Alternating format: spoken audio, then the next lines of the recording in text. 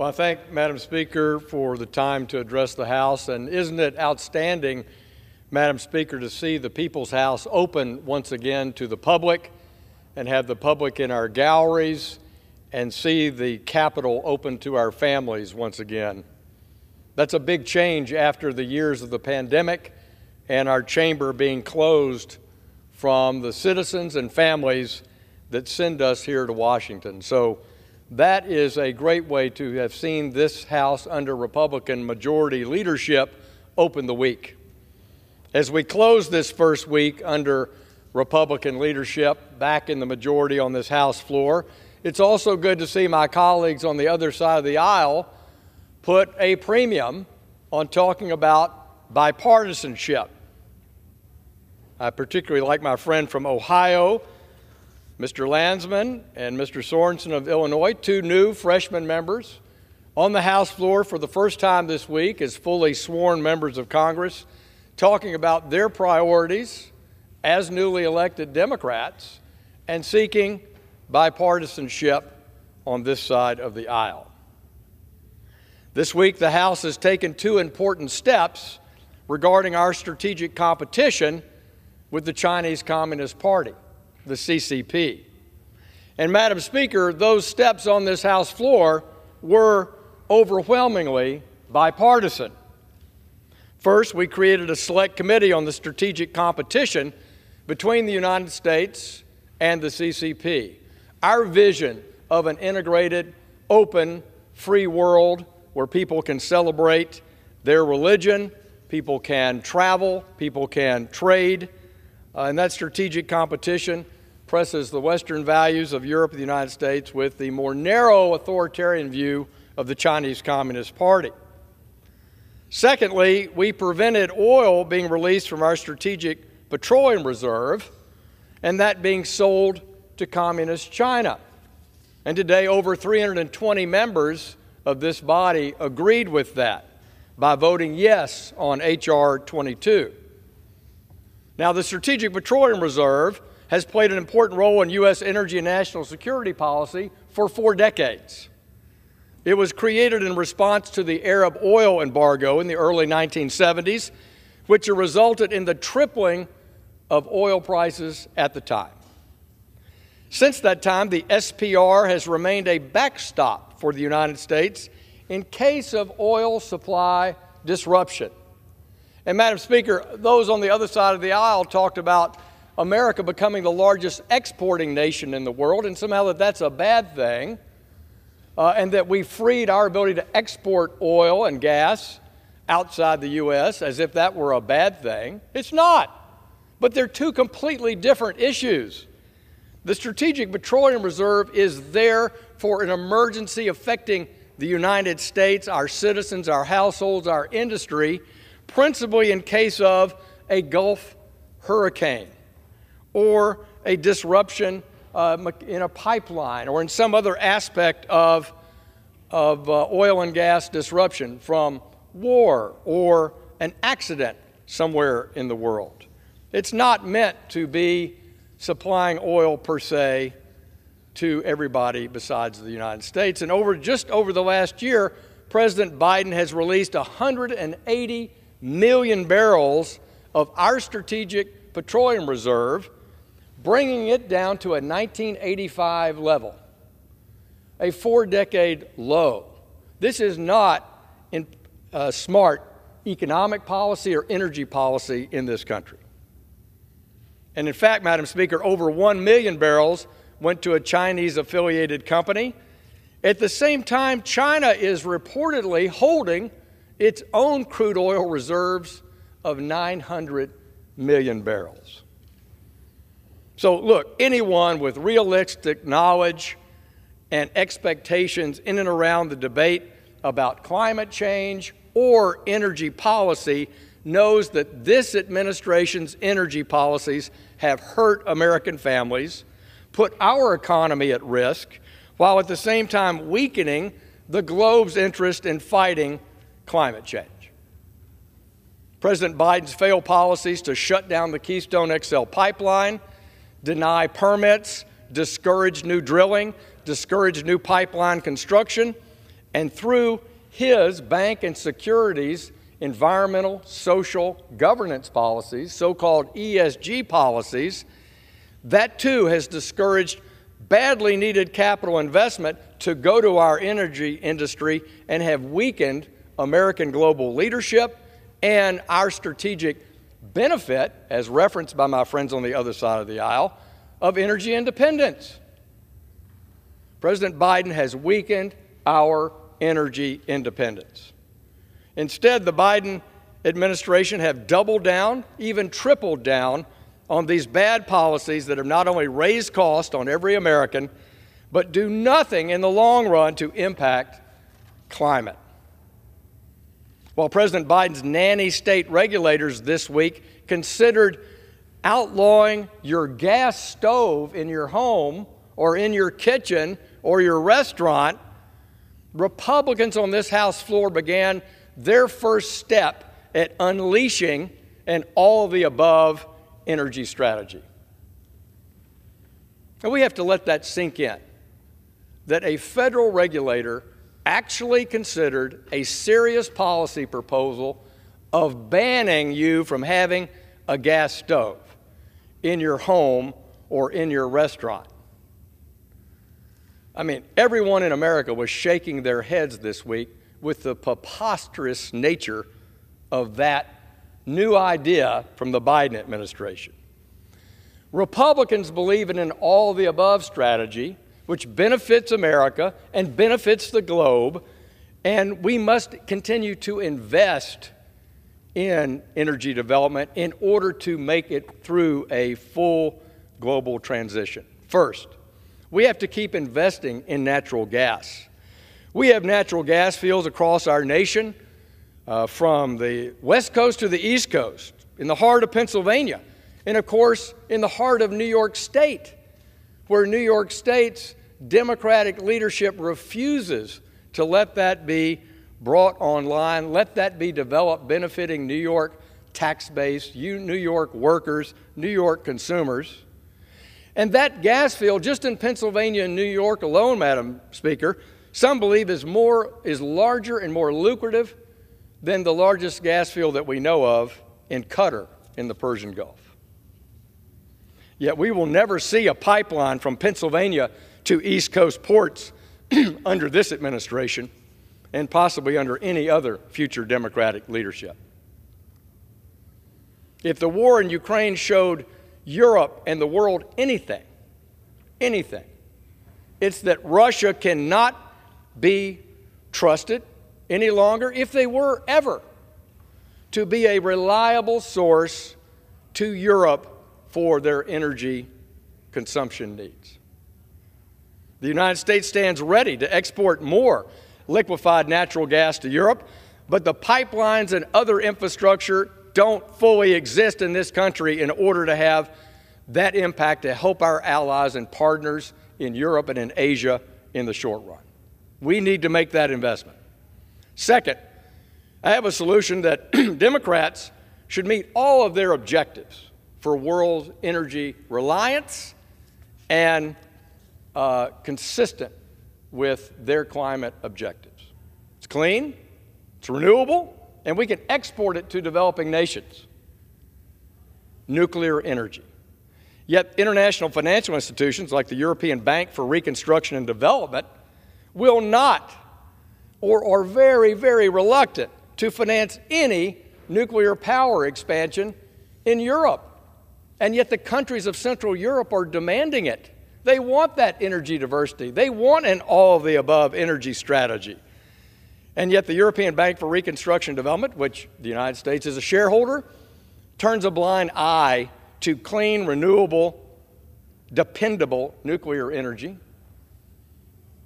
The EBRD insists on financing green energy projects to the tune of hundreds of millions of dollars, and yet ignores this common sense, all-of-the-above strategy. Today's reactor designs are not the plants of yesteryear. They're not the plants of Lohr at 3 Mile Island, Pennsylvania, or Chernobyl. They're safe, reliable, and for many, the top concern has been, what do we do with nuclear waste? Research in recent years has significantly advanced, and today we have the ability to recycle nuclear waste components to produce even more abundant energy. Nuclear power plants in France have the ability to do this, but we don't currently do it here in the U.S. Recently, I visited Entergy's Nuclear One facility in Russellville, Arkansas, and saw the nuclear waste byproducts that could be repurposed for future energy needs. Further, I learned that the process to lengthen the life of an existing nuclear plant here in the United States, or much less build a new one, is an immense tangle of regulatory red tape that takes years to navigate and millions of dollars of out-of-pocket fees. We in Congress can do a better job streamlining that kind of review. When America leads in research and development, that knowledge and the resulting benefits are exported around the world. We can only export that success if we have the successful policies in place to spur that development. We cannot expect the developing nations in Africa, Southeast Asia, or here in the Western Hemisphere to power their growing cities and their growing in wealth populations by wind and solar alone. Principally because of the issues with storage, deficiencies, and production of energy from renewables, efficiencies, that remains, while improving, years in advance. Solely depending on that is unrealistic. So when America does not have the will to export this kind of R&D, those countries will turn to bad economic actors like China and Russia. Energy policy is a long-term investment in the needs of not only our future, but around the globe. Our globe needs 100 million barrels equivalent per day to power our homes, our economies. And as more and more countries develop and their people grow in wealth and prosperity, their energy needs rise, Madam Speaker, not shrink. We cannot wait and have nothing to offer, and we certainly don't want to impose California's energy policies on the world and expect a good outcome. We should be investing in all of our energy options, and that's why House Republicans in the weeks ahead, just as we started out here in our first week, we will be bringing policies to this House floor to unleash all of an above energy strategy: oil, natural gas, nuclear, and of course, renewables like wind and solar. They all play a part. But the mistakes of our policies today under this president means we don't have the energy capacity and dependability that we need not only today, but tomorrow. And this unleashing policy by House Republicans not only puts America first, but it puts families across the globe first. First in opportunity, first in food and fuel security, and in prosperity. Madam Speaker, I rise today to recognize Aneshri Jumdi, a cherished member of my district staff. Recently, Aneshri joined Attorney General Tim Griffin's team as the Director of Office of Community Relations. Aneshri, who is lovingly known around our district as AJ, came to Arkansas from India at age 11. She's a proud alum of the University of Central Arkansas, where she graduated in 2011, and she earned her graduate degree at the Bush School at Texas A&M. AJ's public service began shortly thereafter when she joined my predecessor, then Representative Tim Griffin, in the office representing the 2nd Congressional District. She served as an intern and later as his district representative while working for Tim. When I was elected to Congress in 2014 and took the oath in 2015, AJ joined my team as a district representative and later became my trusted district director. Aneshri deeply cares for all the constituents in my district. And now, in her role for the Attorney General, she deeply cares for all the citizens of Arkansas. If someone needed a passport with 5 hours' notice or help with a visa, she worked tirelessly to make that happen for Central Arkansans. Throughout my time in Congress, Aneshri has continuously been dedicated to serving the people of Central Arkansas. I thank her for her decade of service, and I look forward to the work that she will continue to do for our great state.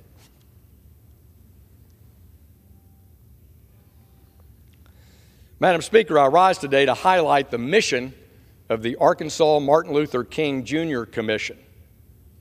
For 30 years, the Commission has led in community outreach and education.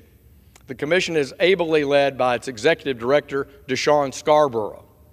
A division of the Arkansas Department of Education, the MLK Jr. Commission seeks to promote and preserve the life and legacy of Dr. King throughout the natural state.